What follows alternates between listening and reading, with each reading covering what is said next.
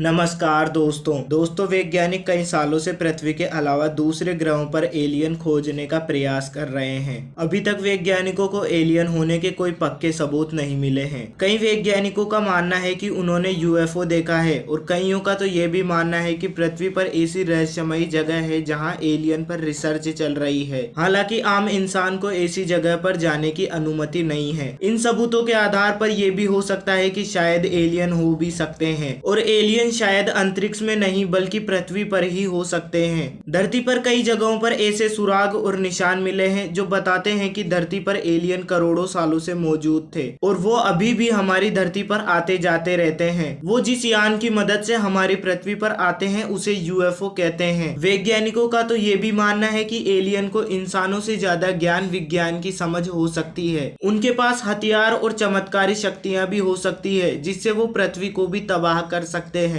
ये मूर्तियां इंग्लैंड के विल्ट शहर में पत्थर की चट्टानों से 5000 साल पहले की बनी हुई है जिसे स्टोनहेंज कहते हैं। इनके निर्माण को दूसरे ग्रहों के जीवों से जोड़ा गया तो एक लेखक का मानना था कि उस वक्त के एलियनों ने ही प्राचीन मनुष्य के साथ मिलकर अपने विज्ञान का सही प्रयोग करके इन मूर्तियों को बनाया था। इन मूर्तियों के आसपास कंकाल और हड्डियां भी खोजी गई है और हैरानी की बात तो यह है कि इन हड्डियों में कई तरह की बीमारियां मौजूद थी। ये दूसरी जगह नेज़का लाइन्स दक्षिण अमेरिका के नेज़का रेगिस्तान में मौजूद है। यहाँ कई तरह की रेखाएं हैं जिनमें अलग अलग आकृतियां हैं। इन लाइनों में मनुष्य और पशु पक्षी की आकृतियां तो समझ में आ गई, लेकिन इनमें और भी कुछ अजीब आकृतियां हैं। वैज्ञानिकों का मानना है कि ये मनुष्य और पशु पक्षी के अलावा जो आकृतियां बनी हुई है शायद वो एलियन की भी हो सकती है। दोस्तों, इसके अलावा भी कई ऐसे सबूत है जिन पर वैज्ञानिकों का मानना है कि प्राचीन काल से ही एलियन हमारी धरती पर रहते थे या फिर एलियन हमारी धरती पर आते जाते रहते थे।